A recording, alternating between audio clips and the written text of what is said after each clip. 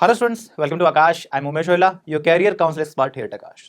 So in this video we are going to talk about NEET UG 2025 counselling process. देखिए result आपका आ चुका है, AIR आपके पास है। अब जो आपके कंफ्यूजन है वो ये है कि सर काउंसलिंग कैसे होती है ना, कि कौन कौन सी काउंसलिंग में हमें पार्टिसिपेट करना चाहिए, चॉइस फिलिंग करते टाइम किन पॉइंट्स को हमें माइंड में रखना चाहिए, राइट कितना पैसा हमें रिजर्व करके रखना पड़ेगा, मीन्स की रजिस्ट्रेशन चार्जेस क्या होते हैं, सिक्योरिटी अमाउंट क्या होता है। Got it? ओके तो चलिए इन सब पॉइंट्स के ऊपर हम बात करने वाले हैं। सबसे पहले हम बात करते हैं रजिस्ट्रेशन पार्ट की। देखिए आप ऑल इंडिया काउंसलिंग में पार्टिसिपेट कीजिए चाहे आप स्टेट काउंसलिंग में पार्टिसिपेट कीजिए, सबसे फर्स्ट स्टेप जो रहता है वो रहता है रजिस्ट्रेशन का, है ना। तो चलिए अगर हम बात करें ऑल इंडिया काउंसलिंग की, तो अगर आप बिलोंग करते हैं जनरल या EWS कैटेगरी से तो आपको पे करना पड़ेगा 1000 रुपीज। ओके और ये नॉन रिफंडेबल होता है, मींस कि ये होते हैं registration charges for the 15% all India quota and the central universities. Got it? और अगर आप चूज करते हैं डीम्ड यूनिवर्सिटीज को तो आपको पे करना पड़ेगा 5000 रजिस्ट्रेशन चार्जेस के बिहाफ पे। Okay and 15% AIQ and CU का जो आपका सिक्योरिटी अमाउंट होता है वो रहता है 10,000। और अगर आप सेलेक्ट करते हैं डीम्ड यूनिवर्सिटीज तो आपका जो चार्जेस रहते हैं वो रहते हैं 2 लाख रुपीज। मीन्स आप बिलोंग करते हैं किसी भी जनरल कैटेगरी से एंड आपने सेलेक्ट किया AIQ एंड CU तो आपको पे करना पड़ेगा 11K। बट अगर आप सेलेक्ट करते हैं डीम को भी साथ में और आप जनरल कैटेगरी से बिलोंग करते हैं, EWS से बिलोंग करते हैं तो आपको पे करना पड़ेगा 2,05,000। Got it? वहीं अगर आप बिलोंग करते हैं किसी भी रिजर्व कैटेगरी से, मींस SC ST OBC और PWD, then charges are 500 and 5,000 as non-refundable charges and 5,000 or 2 lakh as security amount. Okay और ये जो अमाउंट है वो आपको पे करना पड़ेगा रजिस्ट्रेशन के टाइम पे। क्लियर है गाइस? चलिए अब बात करते हैं सीट मैट्रिक्स कि आप अब नीट 2025 में कितनी सीट्स के लिए आप लोग फाइट करने वाले हैं। तो अगर हम बात करें सिर्फ MBBS के लिए तो 781 कॉलेजेस हमारे पास अवेलेबल है, government, private, deemed, AIIMS and JIPMER सबको मिला के। और अगर हम सीट की बात करें then 1,18,233 according to NMC 2024। Okay हो सकता है कि जब काउंसलिंग स्टार्ट हो, जब सीट मैट्रिक्स आपका पब्लिश होगा तो जो नंबर ऑफ सीट्स हैं वो इंक्रीज आपको मिलेंगी, बिकॉज काफी ऐसे स्टेट्स हैं जहां पे कुछ नए कॉलेजेस भी ओपन हुए।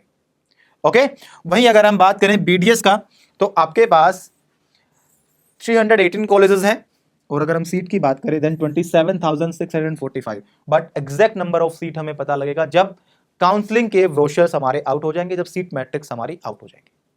Okay now MCC counselling means की ऑल इंडिया काउंसलिंग। अब ऑल इंडिया काउंसलिंग में कौन कौन से इंस्टीट्यूट जो है वो पार्टिसिपेट करते हैं। क्लियर? देखिए आप किसी भी स्टेट काउंसलिंग में अगर पार्टिसिपेट करना है तो स्टेट की जो ऑफिशियल काउंसलिंग की जो वेबसाइट है आप उसे विजिट करते रहिए, ठीक है। वहां पे होगा क्या कि जब ब्रोशर आउट होंगे तो आपको पता लगेगा उनके चार्जेस क्या रहते हैं। क्लियर? बिकॉज जो चार्जेस हैं वो स्टेट टू स्टेट वेरी करते रहते हैं। ओके तो अभी हम बात कर रहे हैं सिर्फ ऑल इंडिया काउंसलिंग का। तो ऑल इंडिया काउंसलिंग में कौन कौन से इंस्टीट्यूट पार्टिसिपेट करते हैं। अगर हम बात करें ऑल इंडिया कोटा 15% मीन्स आपके पास जितने भी स्टेट के GMCs हैं, मींस कि आपके पास ऑल इंडिया में जितने भी स्टेट्स हैं और उनके पास जितने भी गवर्नमेंट मेडिकल कॉलेजेस हैं उनकी टोटल सीट्स का जो 15% है वो आता है AIQ के अंडर। क्लियर है? तो वो सारे कॉलेज यहां पे पार्टिसिपेट करेंगे। बट कोई भी स्टेट प्राइवेट मेडिकल कॉलेज है वो ऑल इंडिया कोटा में पार्टिसिपेट नहीं करता है। क्लियर? अगर आप किसी भी स्टेट के प्राइवेट मेडिकल कॉलेज को अगर टारगेट कर रहे हैं तो आपको पार्टिसिपेट करना पड़ेगा डायरेक्टली स्टेट काउंसलिंग में। क्लियर है? ओके नाउ अगर हम बात करें ESIC कॉलेजेस की तो उनका जो 15% जो सीट्स है उसकी काउंसलिंग कौन कंडक्ट कराएगा बेटा? MCC। FMC का सिर्फ रजिस्ट्रेशन जो पार्ट है वो यहां पे कंप्लीट होगा। DU कोटा मींस की दिल्ली यूनिवर्सिटी कोटा 100%। जिपमर जो कि 2 कैंपसेस हमारे पास है, पुडुचेरी एंड कराईकल, तो इसका जो ओपन कोटा होता है उसकी काउंसलिंग को कंडक्ट कराता है MCC और यहीं पे इसका इंटरनल पुडुचेरी कोटा भी एप्लीकेबल होता है। क्लियर है? मींस कि अगर आप जिपमर को टारगेट कर रहे हैं तो आपको पार्टिसिपेट करना है MCC में, ना कि पुडुचेरी की स्टेट काउंसलिंग में। क्लियर है? अगर आप पुडुचेरी के स्टूडेंट हैं और आप भी जिपमर को टारगेट कर रहे हैं तो आपको भी कहां पार्टिसिपेट करना है? MCC में, बिकॉज आपके जो सीट अलॉटमेंट्स आएंगे वहां पे कोटा एप्लीकेबल होगा। एक तो ऑल इंडिया कोटा के थ्रू मींस की ओपन कोटा के थ्रू जिपमर में अलॉटमेंट्स होंगी और सेकंड होंगे इंटरनल पुडुचेरी UT कोटा के थ्रू। क्लियर है? उसके बाद हमारे जितने भी सेंट्रल यूनिवर्सिटीज हैं उनकी 100% सीट के लिए MCC काउंसलिंग को कंडक्ट कराता है। एम्स की 100% सीट्स हैं वो भी इसी के अंडर आती हैं और डीम्ड यूनिवर्सिटीज की अगर बात करें तो उनके लिए भी 100% जो सीट्स है उनकी काउंसलिंग को कौन कंडक्ट कराएगा? एमसीसी। अगर हम बात करें इंद्रप्रस्था यूनिवर्सिटी, देखिए बेसिकली इंद्रप्रस्थ यूनिवर्सिटी है वो कोई भी सेंट्रल यूनिवर्सिटी नहीं है, वो एक स्टेट यूनिवर्सिटी है, बट फिर भी उसके दो कॉलेजेस हैं, कौन कौन से? वीएमसीसी और आरएमएल कॉलेज। इन कॉलेज की 100% जो काउंसलिंग है वो कौन कंडक्ट कराता है बेटा? एमसीसी। और बाकी कॉलेजेस की 85%, देखिए फॉर एन एग्जांपल हमारे पास आईपीयू के जो दो कॉलेजेस हैं उसकी काउंसलिंग किसके पास गई? एमसीसी के पास 100% सीट्स के लिए। और बाकी हमारे पास जितने भी रिमेनिंग जो कॉलेजेस हैं उसकी 85% जो सीट्स हैं उसकी काउंसलिंग कराएगा आईपीयू, बट उन्हीं कॉलेजेस की जो 15% रिमेनिंग सीट्स हैं वो किसके अंडर आ जाती हैं? ऑल इंडिया कोटा के। Got it? और अगर आप, मैं दोबारा से रिवाइज कर रहा हूं, अगर आप किसी भी स्टेट के प्राइवेट मेडिकल कॉलेज को टारगेट कर रहे हैं तो आपको पार्टिसिपेट करना पड़ेगा स्टेट काउंसलिंग में। Got it? नाउ सीट का डिस्ट्रीब्यूशन किस तरीके से होता है ना, कौन कौन सी काउंसलिंग्स होती हैं? तो देखिए अगर हम बात करें स्टेट काउंसलिंग की तो जीएमसीज में जितनी भी सीट्स होंगी उनकी 85% सीट्स की जो काउंसलिंग है वो कौन कंडक्ट कराएगा? वो स्टेट खुद। बट जो रिमेनिंग 15% है वो, जैसा कि हमने अभी बात किया था, वो आती है ऑल इंडिया कोटा के अंदर। ओके, उसी तरीके से अगर हम बात करें एसएफआईज की, मींस की सेल्फ फाइनेंसिंग इंस्टीट्यूट्स, या हम इन्हें बोल सकते हैं private medical college, state private medical college, तो उनके 100% सीट्स की काउंसलिंग जो है वो स्टेट खुद कंडक्ट कराता है। और यहां पे आपको अगर पार्टिसिपेट करना है तो आपको पार्टिसिपेट करना पड़ेगा स्टेट काउंसलिंग में, ठीक है। और किसी भी स्टेट में अलग अलग कोटाज पाए जाते हैं जिनके थ्रू आपकी काउंसलिंग कंप्लीट की जाती है। For an example general quota, government quota, management quota, NRI quota also, ठीक है। तो वो आपकी स्टेट स्पेसिफिक काउंसलिंग में आते हैं। क्लियर है? नाउ अगर हम बात करें रिजर्वेशन का, कि ऑल इंडिया जो काउंसलिंग है, एमसीसी जो काउंसलिंग है, वहां पे जो हमारी रिजर्वेशन पॉलिसी है वो किस तरीके से काम करती है? तो देखिए for the SC category 15% seats, for the ST 7.50, for PWD 5%, for OBC 27%, but only in national institutes means AIIMS and all and central universities. Okay, all India quota में ऐसा कुछ भी एप्लीकेबल नहीं होगा। उसी तरीके से ईडब्ल्यूएस के पास भी 10% रिजर्वेशन पॉलिसी है, but only in the national institutes and the CU only. Okay, and as you can see on the graph, state quota 85% and AIQ quota 15%. Means अगर आपके पास एक अच्छा रैंक है तो आप पार्टिसिपेट कर सकते हैं ऑल इंडिया काउंसलिंग में। बट अगर आपके पास जो रैंक है आपका नियर अबाउट 20 के उससे अबव है तो ऑल इंडिया कोटा से बेटर है आप अपनी स्टेट की काउंसलिंग में पार्टिसिपेट करें, बिकॉज वहां पे जो चांसेस है वो हाई रहते हैं। क्यों? क्योंकि 85% जो सीट्स हैं वो सिर्फ आप लोगों के लिए रिजर्व्ड है। ओके, यहाँ पे कुछ स्टेट्स हैं और उनके एलिजिबिलिटी क्राइटेरिया है। मींस कि अगर किसी बच्चे को किसी भी स्टेट में जाके काउंसलिंग में पार्टिसिपेट करना है और वहां की 85% सीट्स को क्लेम करना चाहता है, ये जो क्राइटेरिया आप देख रहे हैं, मैं मेंशन भी कर देता हूं यहाँ पे, ये सिर्फ है 85% सीट्स जो कि हमारी जीएमसी में अवेलेबल होती है। अगर आप इन सीट्स को क्लेम करना चाहते हैं तो आपको इन एलिजिबिलिटी क्राइटेरिया को फुलफिल करना पड़ेगा। क्लियर है? तो एक बार आप देख लीजिए इनको अच्छे से। ओके, मैं एक बार कैमरा से बाहर जाता हूं, आप से एक बार इनका स्क्रीनशॉट ले लीजिए।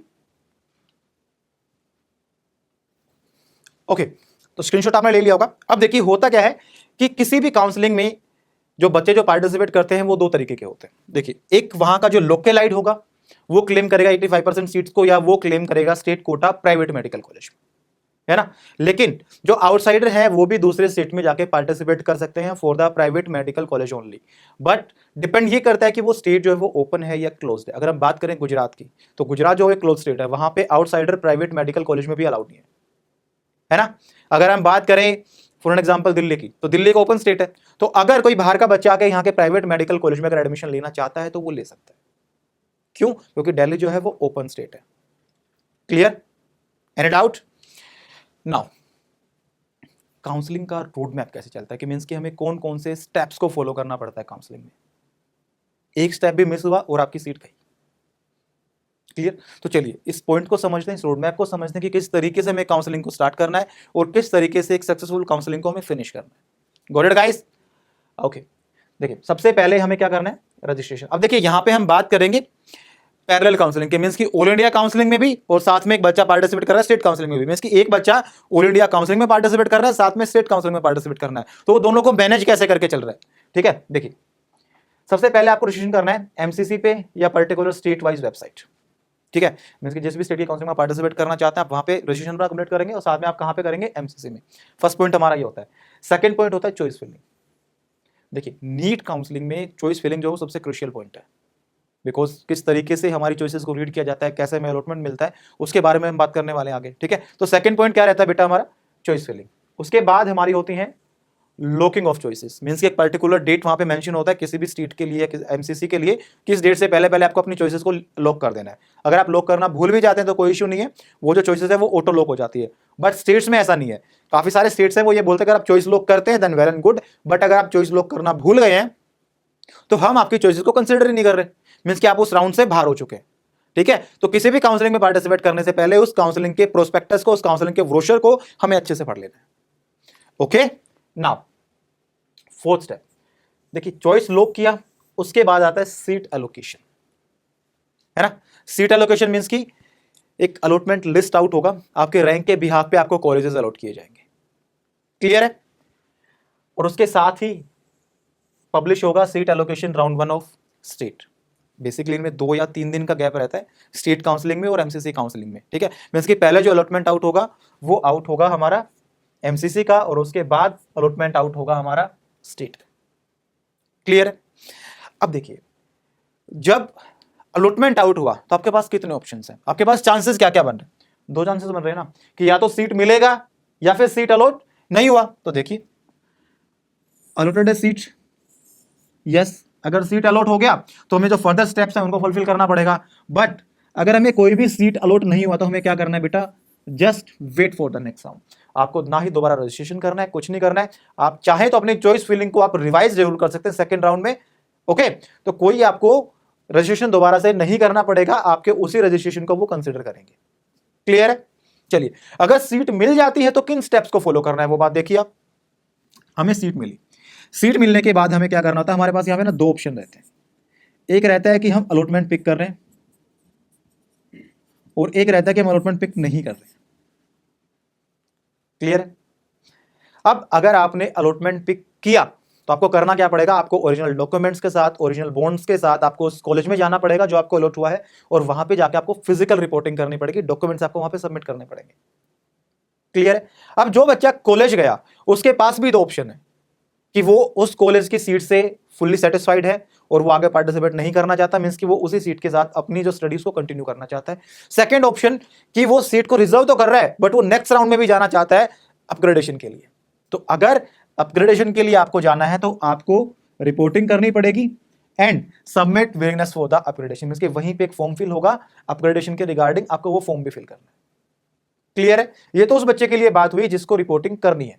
एक बच्चा ऐसा जिसको सीट तो अलॉट हुई बट उसने रिपोर्टिंग ही नहीं की, तो अब क्या होगा, आपका अमाउंट फोरफिट हो जाएगा ना, आपको काउंसलिंग से बाहर कर देंगे। ऐसा बिल्कुल नहीं है, बिकॉज राउंड 1 जो है किसी भी स्टेट का या आपकी ऑल इंडिया काउंसलिंग का वो होता है फ्री एग्जिट, क्लियर है।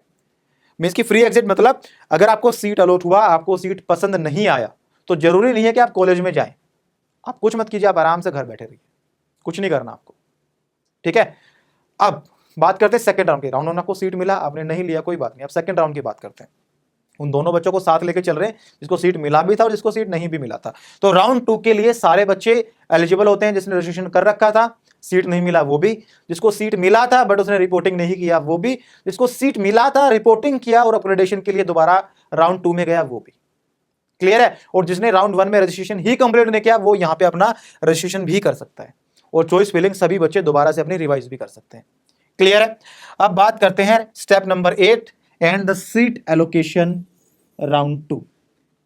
देखिए पहले आपके AIQ का मींस की MCC का अलॉटमेंट आया, फिर आपके स्टेट का अलॉटमेंट आया।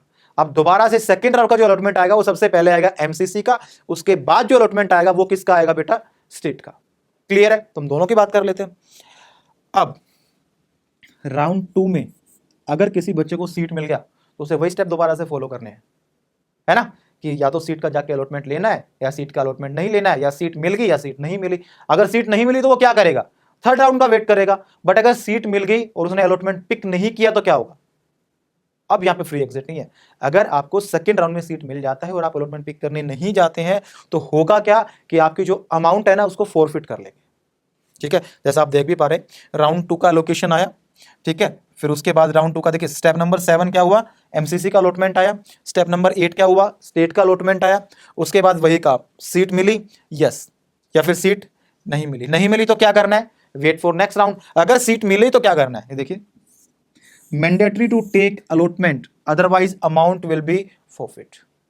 अब आपने 2 लाख पे कर रखा है, आपने 11,000 पे कर रखा है, डजेंट मैटर। अगर आपको सीट अलॉट हो गया राउंड 2 में, आपने अलॉटमेंट पिक नहीं किया कॉलेज जाके, तो सीट तो डिजोल्व हो ही गई आपकी, साथ में जो अमाउंट आपने दे रखा था वो भी आपका फॉरफिट हो चुका है। क्लियर है, गुड।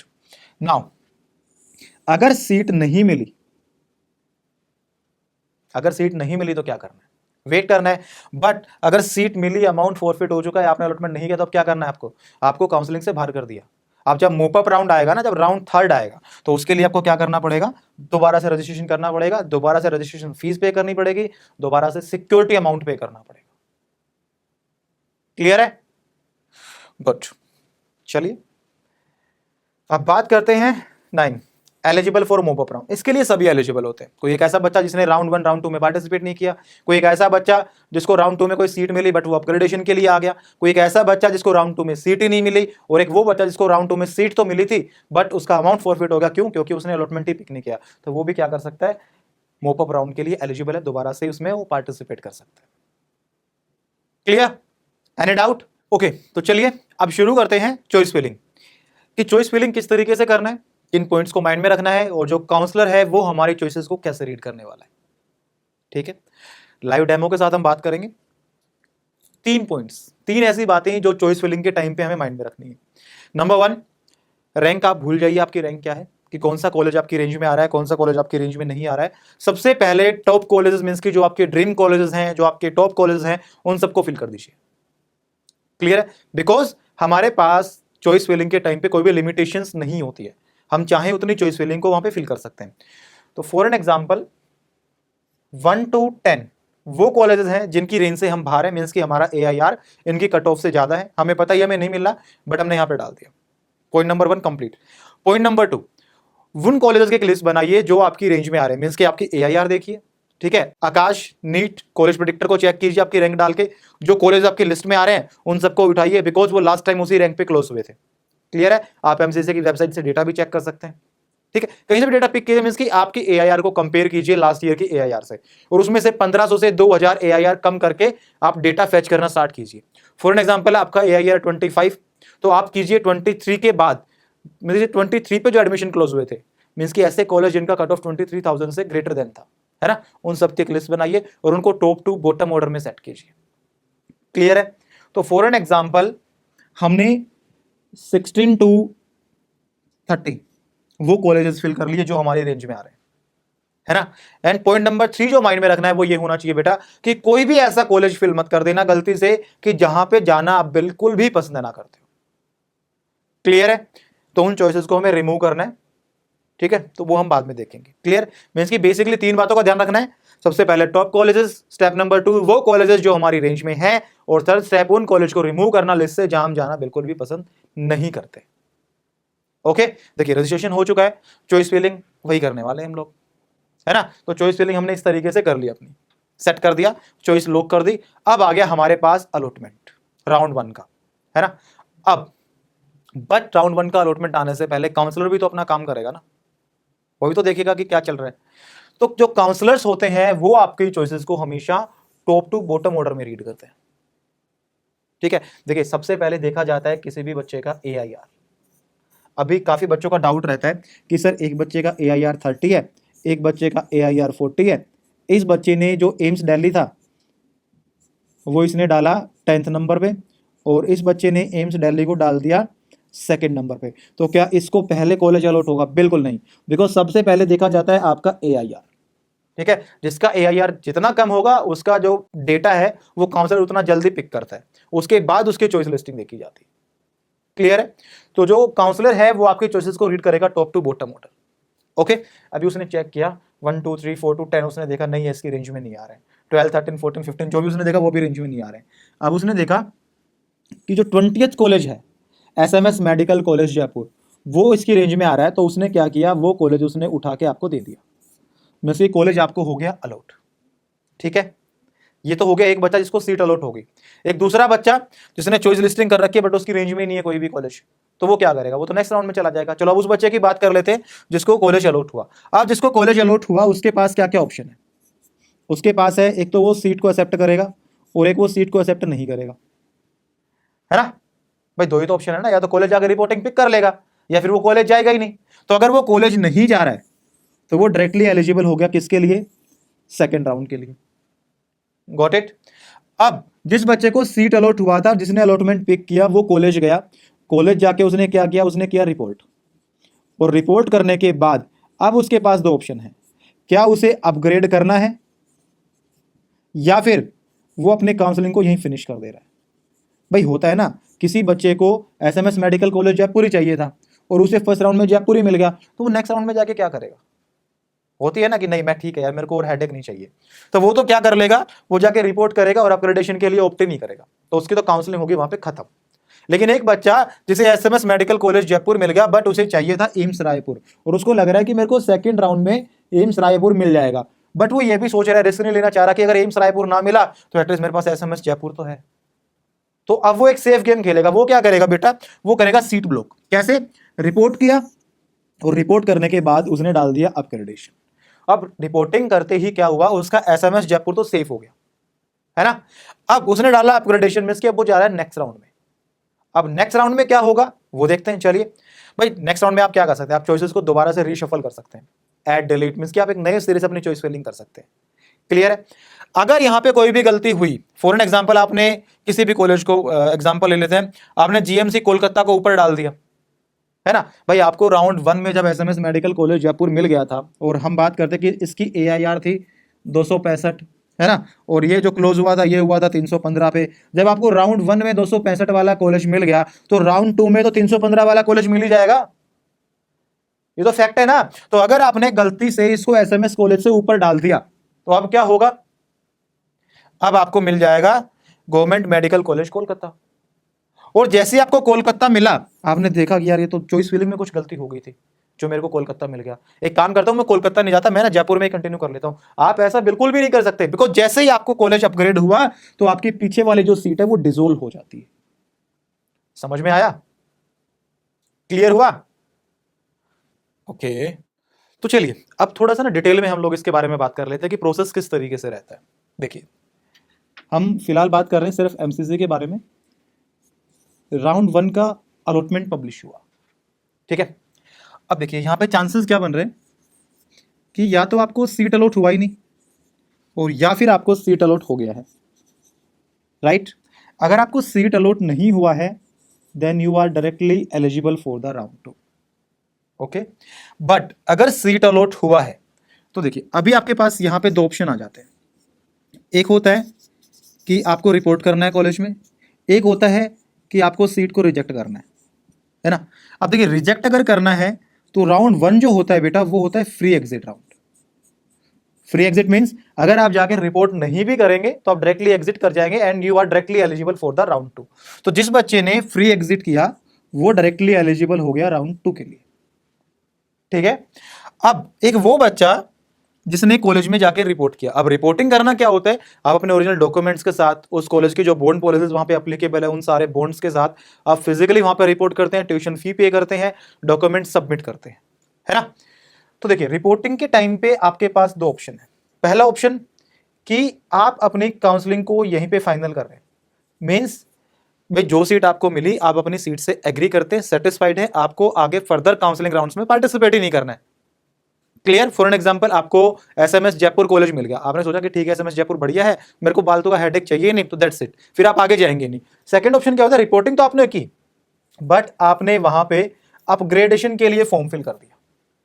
क्लियर है। अपग्रेडेशन का मतलब कि ठीक है सीट से मैं सेटिस्फाइड हूं बट मैं नेक्स्ट राउंड में जाना चाहता हूं, क्या पता मुझे कोई बेटर कॉलेज मिल जाए नेक्स्ट राउंड में जाके, ठीक है। तो राउंड 2 के लिए ये बच्चा भी एलिजिबल हो गया, है ना, और एक वो बच्चा भी एलिजिबल है जिसने राउंड 1 में पार्टिसिपेट ही नहीं किया था।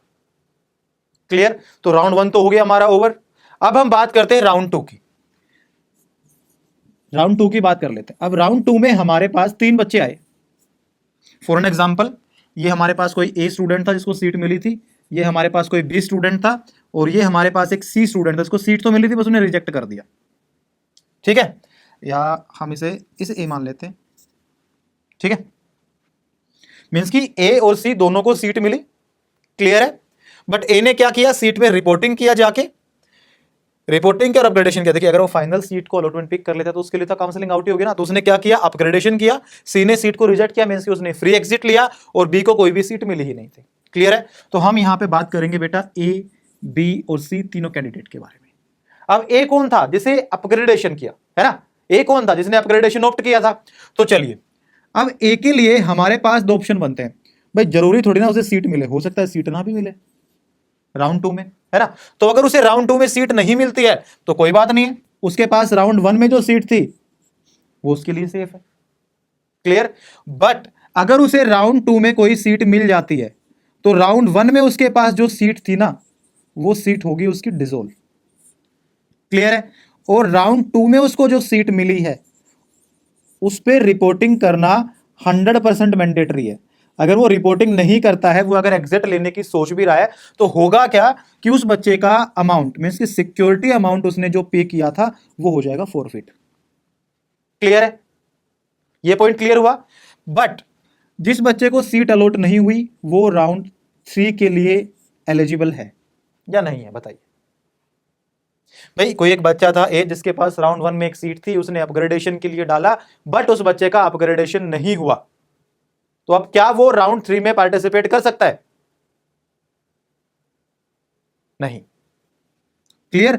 तो वो जाएगा अपनी R1 की सीट के साथ, दैट्स इट, क्लियर हुआ। अब सेकंड वो बच्चा जिसको सीट मिली थी R2 में अपग्रेडेशन में, क्लियर है, तो क्या वो बच्चा मोपअप राउंड के लिए एलिजिबल है, यस, वो राउंड 2 टू राउंड 3 में क्या कर सकता है, अपग्रेडेशन कर सकता है, क्लियर है, ये क्लियर हुआ, ठीक है। अब हम बात करते हैं बी की, और बी कौन था भाई, जिसको राउंड 2 में कोई भी सीट नहीं मिली थी, तो यहां भी सेम चांस है, या तो सीट मिलेगी या फिर सीट नहीं मिलेगी। बट राउंड 2 जो है वो राउंड 1 से डिफरेंट इस तरीके से है कि राउंड 1 में अगर अलॉटमेंट मिल जाता था तो हम चाहते तो फ्री एग्जिट ले सकते थे, बट यहां पे ऐसा कुछ नहीं है, यहां पे सीट मिली तो अलॉटमेंट लेना मैंडेटरी है, अदरवाइज आपका अमाउंट फॉरफिट हो जाएगा, but you are still eligible for the mop up round, clear है। रजिस्ट्रेशन आपको दोबारा से करना पड़ेगा अगर आपका अमाउंट फॉरफिट हो जा रहा है तो, क्लियर है। एक वो बच्चा था सी जिसने सीट को रिजेक्ट कर दिया था, तो उसके पास भी तो भाई दो ऑप्शन है ना, या तो सीट उसे मिलेगी और या सीट नहीं मिलेगी, तो प्रोसेस तो सेम ही फॉलो करना पड़ रहा है सबको, क्लियर है। मींस कि राउंड 2 के लिए भी सारे बच्चे एलिजिबल है, ये पॉइंट क्लियर हुआ, क्लियर हुआ, चलिए गुड। अभी हम बात करने वाले हैं मोपअप राउंड मींस हमारा थर्ड राउंड, और साथ में हम बात करेंगे स्ट्रे वैकेंसी राउंड के बारे में जो कि हमारा फोर्थ राउंड होता है। अब देखिए अभी तक तो हमारा अमाउंट जो है वही फॉरफिट हो रहा था, बट अगर राउंड 3 में या मोपअप राउंड में हम ऐसा कुछ कर देते हैं जो कि एमसीसी के रूल्स के अगेंस्ट है, तो या तो वो हमें काउंसलिंग से ही आउट कर देंगे और या फिर हमें वो जो फ्यूचर जो काउंसलिंग होंगे मीन्स कि अगले साल जो हमारा पेपर होना है उसकी काउंसलिंग से भी डिवाइड कर सकते हैं, ठीक है। तो हमें बहुत सोच समझ के काम करना है, क्लियर है। चलिए अभी हम बात कर लेते हैं राउंड 3 की। राउंड 3 में कौन कौन बच्चा एलिजिबल है, कोई भी फ्रेशर मीन्स कि जिसने राउंड 1 या राउंड 2 में कोई भी चॉइस फिलिंग या रजिस्ट्रेशन ही कंप्लीट ना किया हो, कोई भी राउंड 2 का ऐसा बच्चा जिसे सीट ही ना मिला हो, और कोई भी राउंड 2 का ऐसा बच्चा जिसने राउंड 2 में सीट लेने के बाद अपग्रेडेशन को ऑप्ट किया हो, ठीक है। और फोर्थ होता है फ्रेशर, के बारे में तो हमने बात कर ही ली है, क्लियर है, गॉट इट।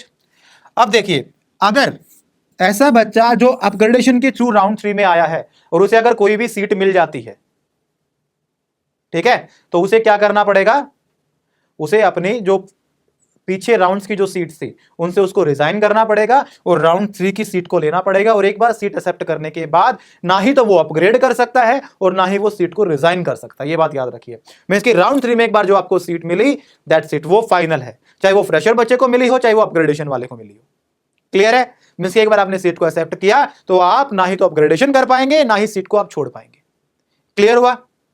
और अगर आप सीट को लेने के बाद exit with forfeit of amount अगर आप सेलेक्ट करते हैं तो होगा क्या कि आप जो फर्दर राउंड्स होंगे काउंसलिंग के मींस की जो स्ट्रे वैकेंसी राउंड होगा आप वहां भी पार्टिसिपेट नहीं कर पाएंगे, क्लियर हुआ। तो राउंड 3 मीन्स जिन बच्चों को सीट अलॉट होती है उनके लिए लास्ट राउंड है, अपग्रेडेशन का, रिजाइन का कोई भी ऑप्शन वहां पे अवेलेबल नहीं है। Got it guys? Okay, now चलिए अब हम बात कर लेते हैं राउंड 4 के बारे में, मीन्स जिसे हम बोलते हैं स्ट्रे वैकेंसी राउंड, कि वो क्या होता है। राउंड 4 या हम इसे बोल सकते हैं स्ट्रे राउंड। ओके, देखिए एमसीसी का राउंड 3 कंडक्ट होगा, उसके बाद आपका स्टेट का राउंड 3 कंडक्ट होगा, है ना। अब स्टेट और जो एमसीसी है वो अपना डेटा शेयर करेंगे कि किस किस बच्चे को, किस रैंक वाले बच्चे को स्टेट में कोई सीट मिली है या एमसीसी में कोई सीट मिली है। सीट मिलने का मतलब है आपने रिपोर्टिंग की नहीं की डजंट मैटर, मींस आपको अलॉटमेंट हुआ कि नहीं हुआ, है ना। तो अगर आपको अलॉटमेंट नहीं हुआ है then you are eligible for round 4, means की स्ट्रे वैकेंसी राउंड। बट अगर आपको स्टेट में कहीं भी सीट अलॉट हुआ था, आपने अलॉटमेंट पिक नहीं किया, आपको एमसीसी के राउंड 3 में कोई सीट अलॉट हो गया था बट आपने अलॉटमेंट पिक नहीं किया, ठीक है, तो भाई इनिशियली क्या है कि हमारे पास सीट तो नहीं है ना, लेकिन आप फिर भी राउंड 4 के लिए एलिजिबल नहीं है। तो राउंड 4 के लिए एलिजिबल कौन है कि जो बच्चा कंटिन्यूअसली पार्टिसिपेट करता आ रहा है, उसे सीट नहीं मिली, वो राउंड 4 में आ सकता है। या कोई एक ऐसा बच्चा जिसने इससे पहले जितने भी राउंड हुए हैं स्टेट में या एमसीसी में कहीं भी पार्टिसिपेट नहीं किया, तो वो बच्चा कहां पार्टिसिपेट कर सकता है? राउंड 4 में। क्लियर है गाइस? Any doubt? गुड। तो अब होगा क्या, अगर यहां पे आपको कोई भी सीट अलॉट हो जाती है तो आपका अलॉटमेंट लेना मैंडेटरी है, अदरवाइज आपको आने वाले 1 साल के लिए काउंसलिंग से डिबार्ड कर दिया जाएगा। मींस अगर आप नेक्स्ट ईयर एग्जाम देते भी हैं तो आप काउंसलिंग में पार्टिसिपेट नहीं कर पाएंगे।